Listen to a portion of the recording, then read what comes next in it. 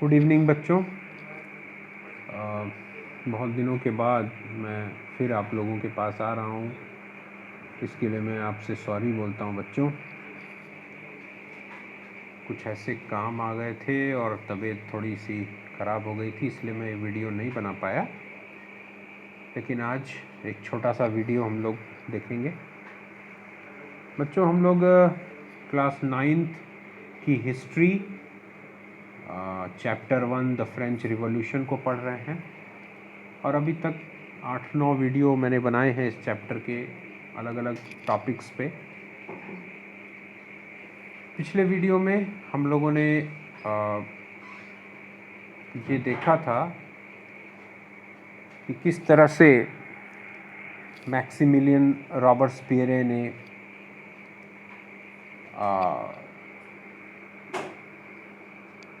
France की सत्ता संभाली और 1793 से लेकर 1794 तक, यानी एक साल, फ्रांस में आतंक का राज रहा।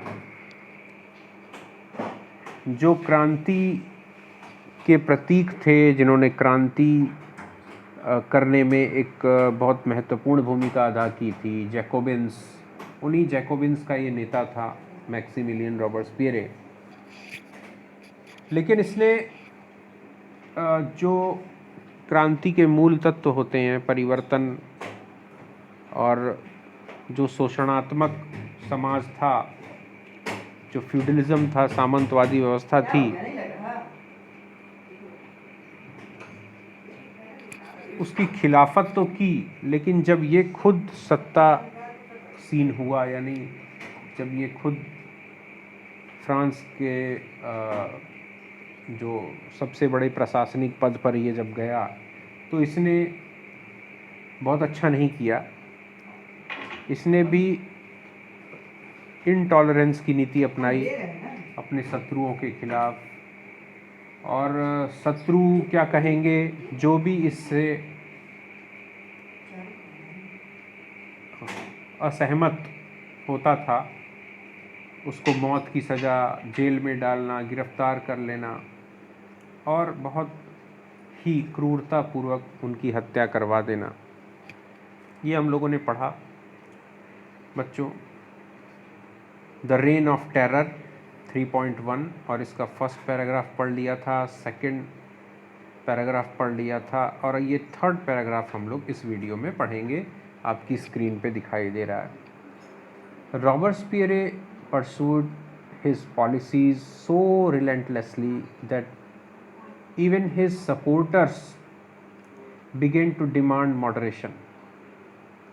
और रॉबर्सपियरे ने अपनी नीतियों को इस तरीके से, अंधाधुंध तरीके से जारी रखा कि उसके जो समर्थक थे वो भी अब जो है सुधार की डिमांड करने लगे कि नहीं, परिवर्तन होना चाहिए, बदलाव होना चाहिए।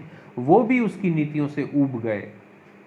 Finally he was convicted by a court in July 1794, arrested and on the next day sent to guillotine. और जुलाई 1794 में एक कोर्ट ने, एक अदालत ने उसको अपराधी घोषित किया, उसे गिरफ्तार कर लिया गया। और ठीक अगले दिन जो वो दूसरों के साथ करता था, जिस मशीन, जो मौत की मशीन थी, हत्या करने की जो मशीन थी, गिलोटाइन, ठीक है, वहीं पे उसको भी ले जाया गया। मतलब उसको भी उसी मशीन के द्वारा मौत के घाट उतार दिया गया। और इस तरह से जो आतंक का एक साल था वो समाप्त हो गया बच्चों। अब आते हैं हम लोग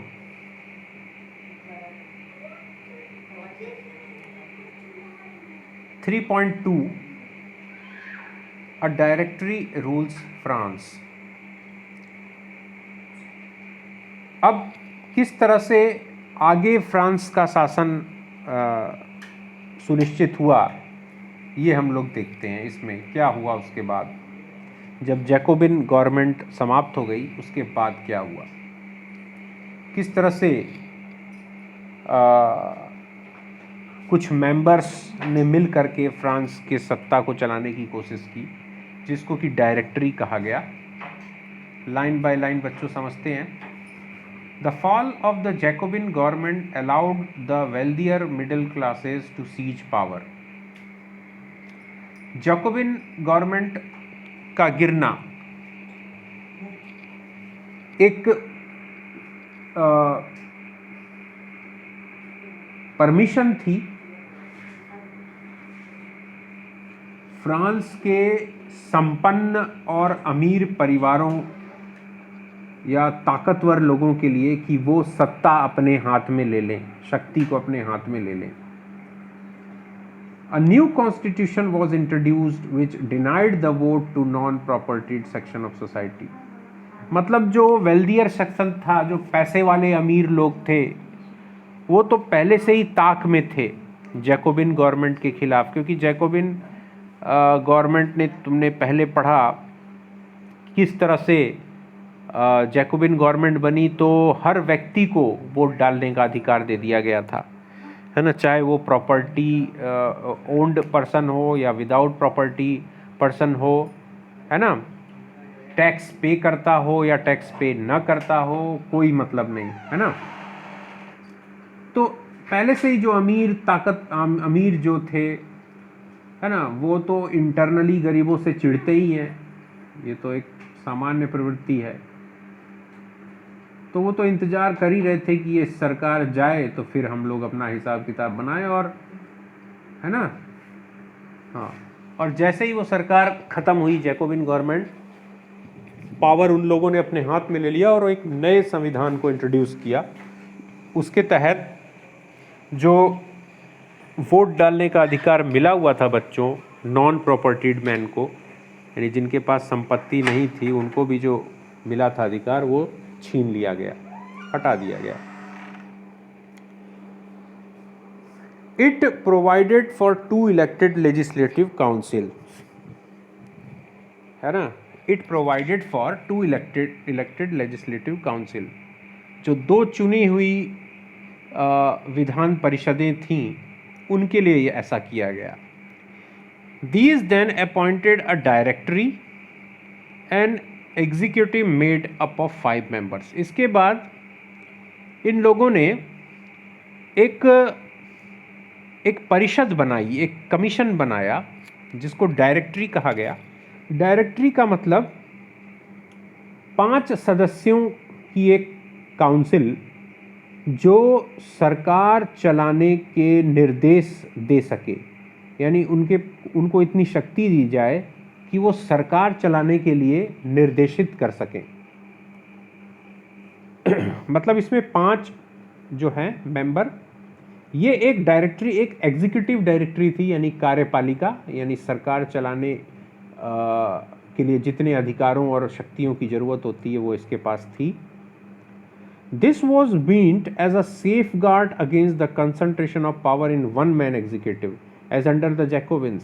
और ऐसा देखो, लोग अपनी पुरानी गलतियों से सीखते हैं। तो फ्रांस के जो लोग थे, ख़ासतौर से जो अमीर लोग थे, उन्हें लगा कि जो जैकोबिन गवर्नमेंट थी वो एक गलती थी। गलती क्या थी कि एक आदमी के हाथ में सारी शक्तियाँ आ गई थी और वो अपनी मनमानी करने लगा, जैसे मैक्सिमिलियन रॉबर्सपियरे करने लगा था। तो कुछ ऐसा किया जाए कि एक आदमी के हाथ में शक्ति न रहे। तो इसीलिए 5 एग्जीक्यूटिव बॉडी बनाई गई, जिसमें 5 सदस्य रखे गए।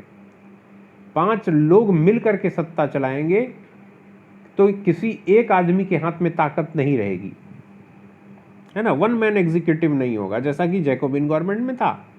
However the directors often clashed with the legislative councils who then sought to dismiss them.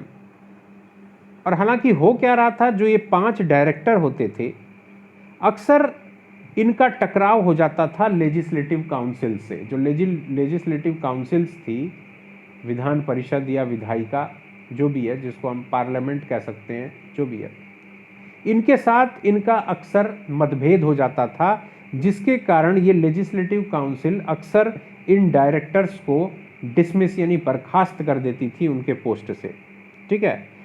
The political instability of the directory paved the way for the rise of military dictator Napoleon Bonaparte. और अक्सर जो है France में राजनीतिक अस्थिरता का माहौल हो जाता था। क्यों कि अगर जो डायरेक्टर्स मेंबर्स जो चुने गए 5 वो शासन चला रहे हैं, कुछ भी नीति बना रहे हैं, और जहां लेजिस्लेटिव काउंसिल से उनका मतभेद हुआ तो लेजिस्लेटिव काउंसिल ज़्यादा शक्तिशाली थी, वो क्या करती थी, इन डायरेक्टर्स को हटा देती थी। हटाने पर क्या होता था, फिर थोड़ी इंसर्जेंसी जैसी स्थिति हो जाती थी, अराजकता जैसी, राजनीतिक अस्थिरता। यानी कोई भाई सरकार तब काम करती है जब कुछ समय दिया जाए, एक सरकार रहे, एक स्थायी सरकार रहे, उसको कुछ समय दिया जाए कि भाई आप काम करिए, देश का शासन चलाइए। ये नहीं कि 2 महीना 4 महीना हुआ, नहीं नहीं नहीं नहीं ये सही काम नहीं कर रहा है, इसको हटाओ, फिर कोई नए मेंबर चुन दो, चलो भाई आप आज से शासन आपके हाथ में, फिर 2 4 5 6 महीने पे उसको भी हटा दो। तो ये एक बहुत ही, इसको पॉलिटिकल इंस्टेबिलिटी बोलते हैं, राजनीतिक अस्थिरता। यानी कोई भी सरकार न तो विकास कर पाएगी, न कोई पूर्ण रूप से कोई नीति चला पाएगी, न कोई कानून बना पाएगी, क्योंकि आप उसको समय ही नहीं दे रहे हैं। ठीक है, तो इससे इस पॉलिटिकल इंस्टेबिलिटी का फायदा मिला एक सैन्य तानाशाह को। एक सैन्य कमांडर था, फ्रांस की आर्मी का एक कमांडर था जिसका नाम था नेपोलियन बोनापार्ट। उसको मौका मिल गया फ्रांस की सत्ता पर कब्जा करने का, और उसने ऐसा किया भी। ठीक है, the all these changes in the form of government, the ideals of freedom, of equality before the law and fraternity remained inspiring ideals that motivated political movements in France and the rest of Europe during the following century. हालांकि सरकारें France में बदलती रहीं, कभी कोई सरकार कभी कोई सरकार।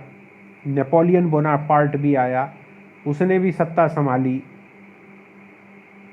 वो तो लगभग 1815 तक, 1815 तक फ्रांस पर, और उसकी तो कहानी ही अलग है। वो बहुत ही महत्वाकांक्षी है ना शासक था, और वो तो पूरा फ्रांस क्या पूरे यूरोप पर कब्जा करना चाहता था, और उसने यूरोप के बहुत सारे हिस्से पे कब्जा भी किया, अपने अगल बगल के देशों के इलाकों पर कब्जा भी किया। ठीक है, ये सब होता रहा, लेकिन फ्रांस की क्रांति ने कुछ ऐसे आदर्श स्थापित किए जो न सिर्फ फ्रांस को बल्कि पूरे यूरोप को प्रभावित करते रहे, पूरे यूरोप को एक दिशा दिखाते रहे। और ये आदर्श क्या थे? फ्रीडम यानी स्वतंत्रता, इक्वालिटी बिफोर द लॉ कानून के सामने बराबरी, सबका सम्मान, प्रतिष्ठा, प्रति हर नागरिक का सम्मान और उसकी मर्यादा। ठीक है, इसने न सिर्फ फ्रांस में राजनीतिक आंदोलनों को बढ़ावा दिया बल्कि पूरे यूरोप को आने वाली जो एक सेंचुरी, आने वाले 100 वर्षों तक इंस्पायर किया। ठीक है, अब नेक्स्ट टॉपिक है बच्चों, नेक्स्ट हेडिंग है did women have a revolution? क्या महिलाओं ने या महिलाओं के लिए भी क्रांति हुई थी? कहने का मतलब कि इस फ्रांस की क्रांति ने महिलाओं के लिए क्या किया, इसको एनालाइज किया गया इस टॉपिक में। बच्चों इस टॉपिक को हम लोग डिटेल में आगे पढ़ेंगे नेक्स्ट वीडियो में। आज के लिए बस इतना ही। Thank you for watching my video.